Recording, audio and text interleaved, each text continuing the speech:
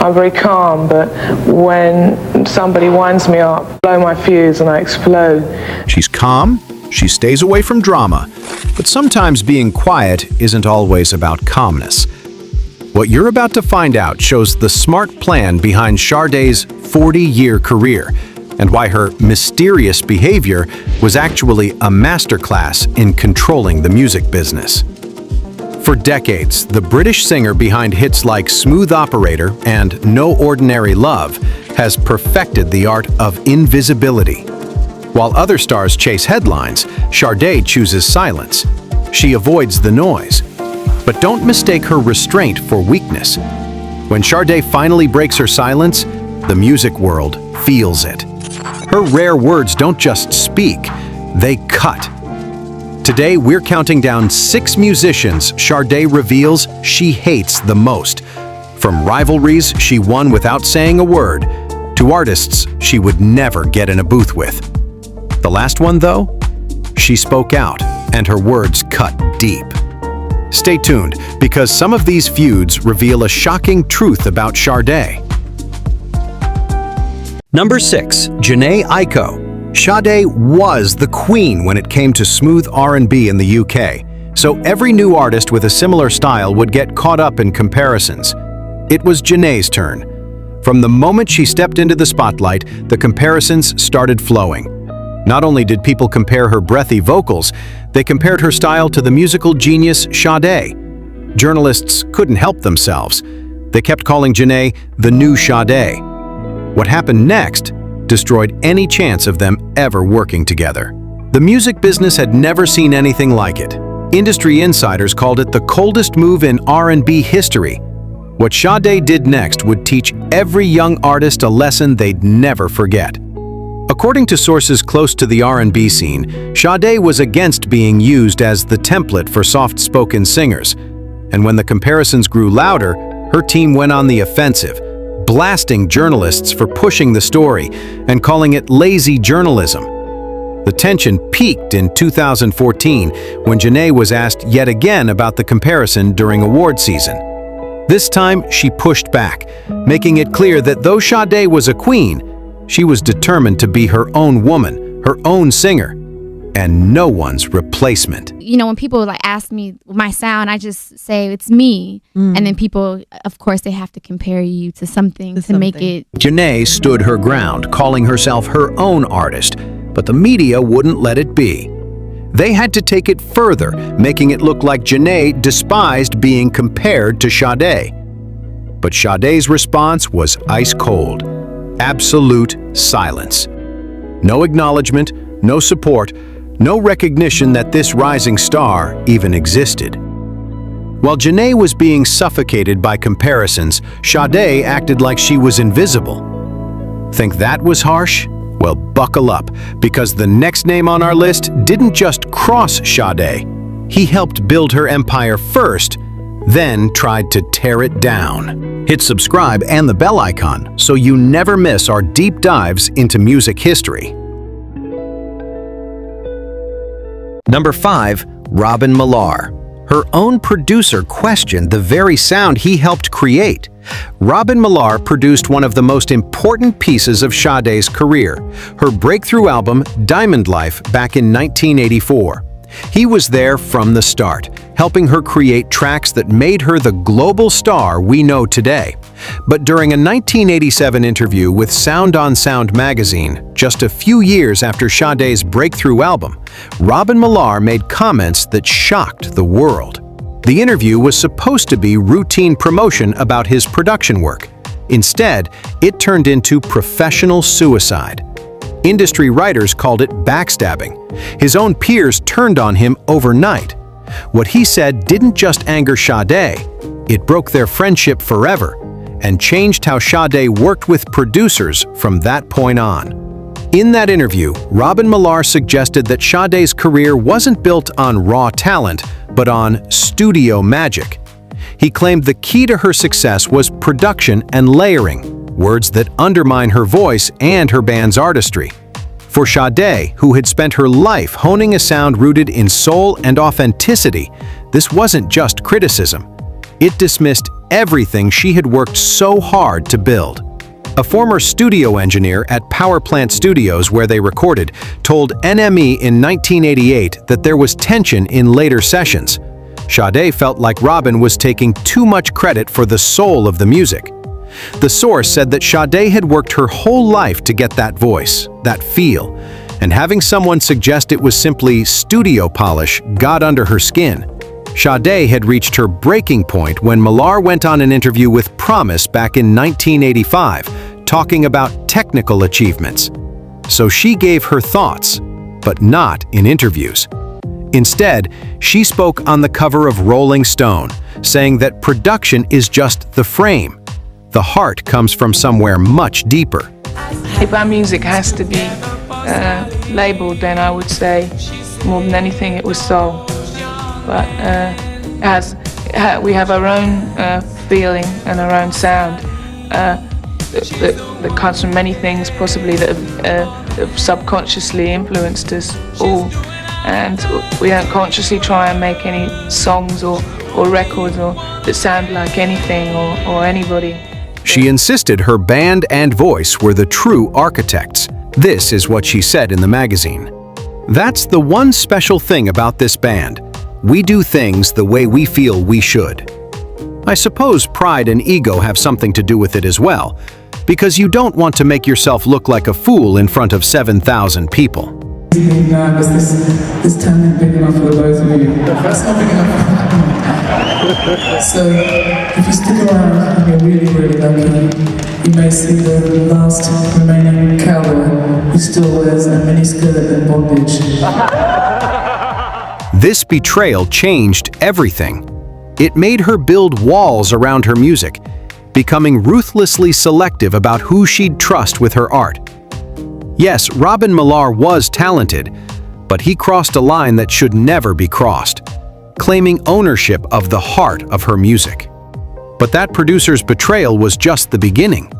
What happened next would make that conflict look like child's play, because Sade was about to go to war with something far more powerful, far more ruthless. Number 4. The music industry. This wasn't beef with another musician. It was a war against the entire system itself. Every artist around her was being crushed by the same machine, forced to roll out songs they didn't believe in.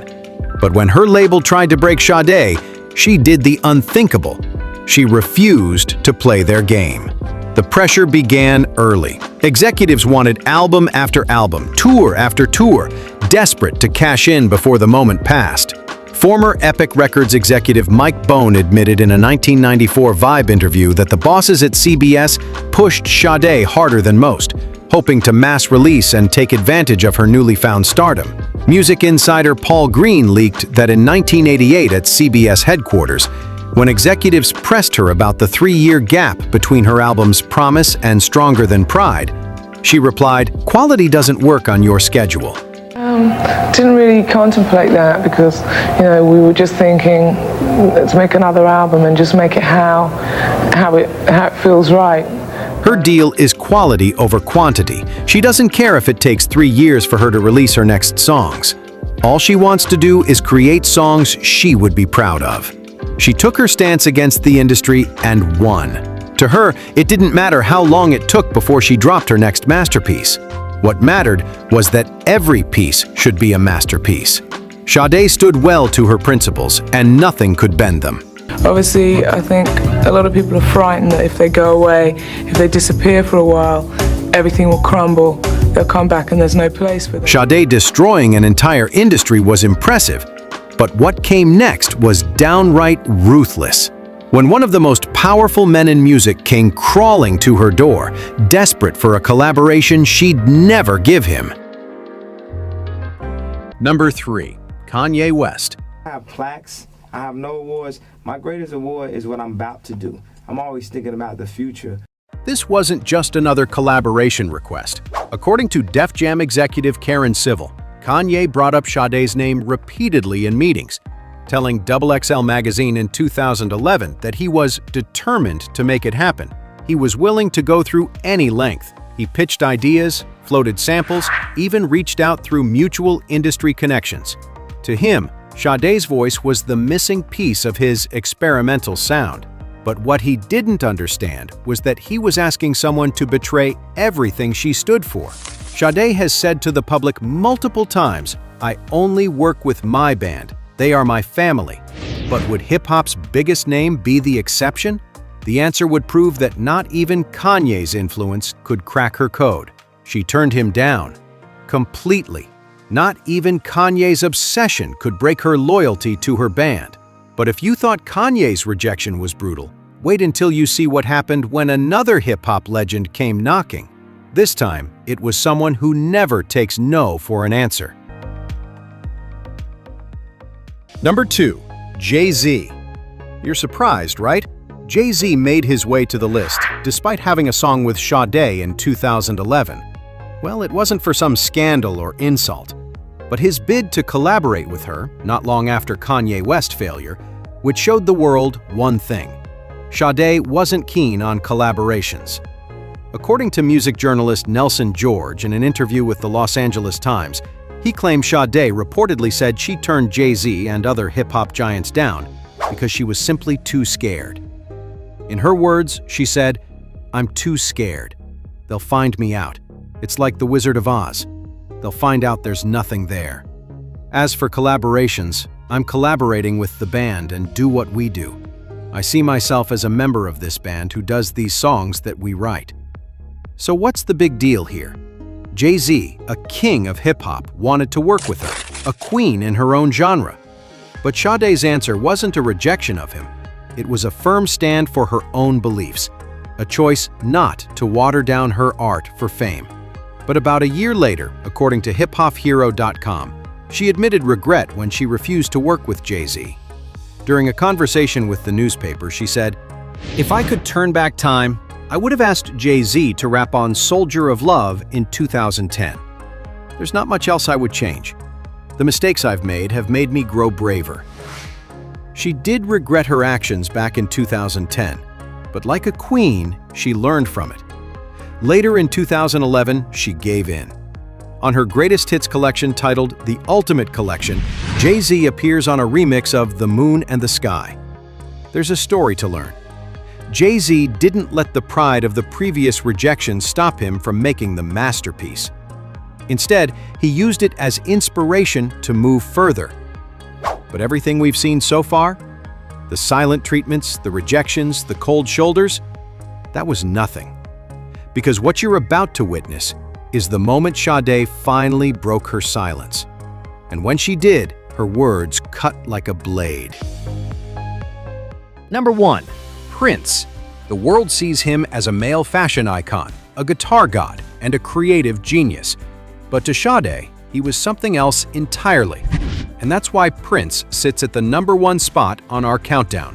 For years, Sade had maintained perfect media discipline. Never a harsh word about fellow artists. Never a public controversy. But in 1988, something changed. The woman who had built her reputation on grace and restraint was about to shatter that image with a single interview. To make it big in the 1980s, you not only had to be talented, but you had to be loud. Magazines and media made it their job to pit artists against each other in rivalry, wanting to know your opinion on this and that. Sade had always refused to play that game. Until now. Finally, in a 1988 interview for Interview magazine, something that had rarely ever happened occurred. Finally, in a 1988 interview for Interview magazine, the unthinkable happened. After years of refusing to critique fellow artists, Sade was cornered by a persistent interviewer. The question was simple. What do you think of Prince? Her response would shock the music world. Somebody like Prince, for instance, I think he's quite slapdash. He's a bit like a bull. He goes in with his horns down and charges, but there's a chance he's going to hit the right spot. He produces a lot. I think much of what he does is quite trashy and don't like it all. But every now and then, he does something that is really genius. Her words felt like an insult and a compliment. On one hand, she criticized his careless approach, but on another, she believed he'd made some good songs. This shows two people with different approaches to making music. Prince was a force of nature, a creative storm that made everything from amazing songs to messy projects. His music was wild and unpredictable. For someone who never spoke, her words were quite heavy. But the trashy comment was just the surface. What came next cut deeper than any insult ever could. In her follow-up statement, Sade didn't just explain her words, she exposed the real reason behind them. And it had nothing to do with Prince's music. Prince is very, very talented. But the most important thing about him is that he's braver than a lot of other people. I don't think I'm as brave as that. I may be too proud and scared of losing face. Prince wasn't just another name on the list. He was the one artist who made Sade break her golden rule of silence. By calling his work trashy, she wasn't throwing shade. She was speaking her truth. It was a rare glimpse into the fire behind her calm exterior. And it proved that when Sade finally speaks, the whole world listens. But here's what nobody realized. This was never about hate at all. Sade was playing chess while everyone else was playing checkers. Every silence, every rejection, it was all strategic. She trained the entire industry to work on her terms. Think about it. Kanye and Jay-Z had to beg for her attention. Record labels learned they couldn't pressure her. Even calling Prince trashy sent loud a message. I don't compromise my art for anyone. While other artists burned out chasing trends and releasing album after album, Sade made scarcity her superpower. Every rare interview became an event. Every new song felt special because she didn't flood the market. She made the industry come to her instead of chasing after it. This just shows how calculative she is, playing the industry like pawns for 40 years and counting. And there you have it. 6 musicians Sade revealed she hated the most. Thanks for watching, and don't forget to check out our video where Mariah Carey finally revealed 6 musicians she hated the most.